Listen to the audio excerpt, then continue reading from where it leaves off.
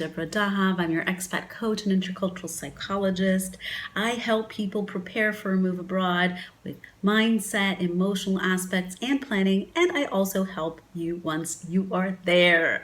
So today I'm going to share my experience with cultural shock. Hopefully it will help you prepare for this phase if you haven't moved, and if you have moved, you might relate to some things. So cultural shock is a term that we throw around a lot. It is one of the phases of cultural adjustment. I will link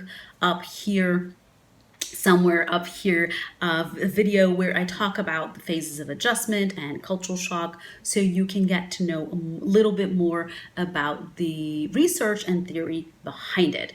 But basically, cultural shock, I will share how I experienced it, and I had many of the classic symptoms. So I'm going to relate to my last move, which was about 9 years ago, and I still have cultural shock moments, I can tell you that. So I remember feeling I knew it existed. I knew cultural shock existed.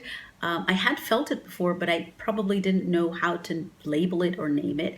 And I really felt at some point I was complaining a lot, like everything was difficult, everything was a struggle. Even things that I typically wouldn't complain about, I realized that I was complaining about them. One thing that really struck me during that time was that I didn't know how to address people. And look, I'm Brazilian. I speak Brazilian Portuguese. I was in Portugal, and I speak the language, but the way people, address one another is different. And I felt really self-conscious about it because I didn't want to offend, but I also wanted to get my point across. So it was very, sometimes a lot of thinking and overthinking about simple things of how to address people.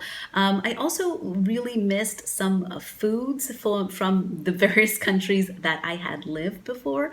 So food for me was a big thing at times, and it still is. So many times I go to some specialty shops and get some products from Brazil or from other countries that I've lived in and that I still miss.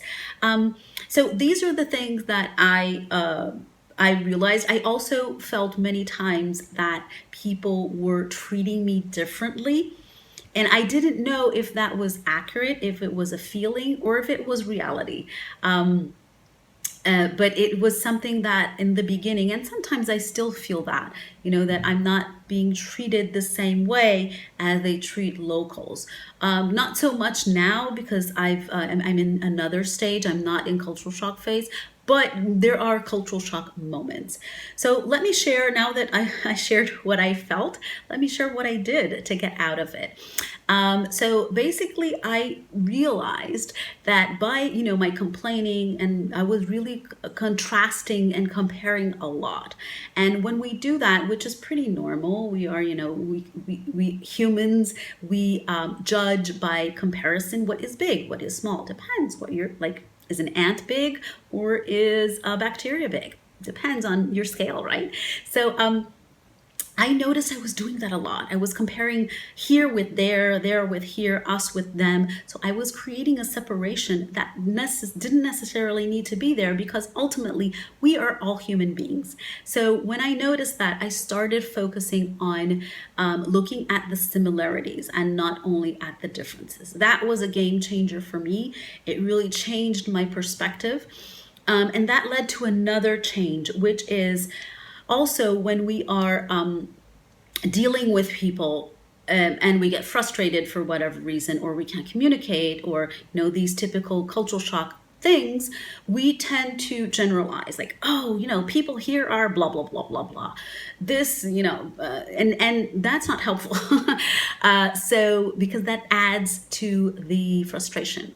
So what I really aimed to do, and I think I succeeded, was really looking at people as people. Yes, we are in a culture, we are in an environment with different norms and rules, but ultimately we're dealing with human beings. And this human being might have had a bad day, or might be just rude, but it's not necessarily a cultural thing. It might be an individual thing. And I really looked into not taking things personally.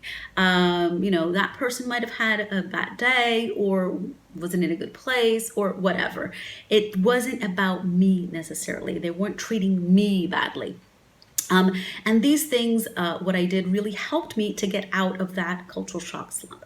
There are moments when I still feel it, but now having these tools, I can deal with this a lot better. So, in a nutshell, this is my experience with cultural shock. I hope this video is helpful to you if you're going through this, or if you are moving and you are preparing that this might be something that happens to you. It is very common, so it's very likely that at one point or another you will feel some of these things, or a combination, or something similar. If this resonates with you, is this something you would like to take it to the next level? I have a group coaching program called Master Your Move. It's a program for pre-movers, and you can book a free enrollment call. The link is in the description box, and I would be so happy to get in touch and comment, like, subscribe.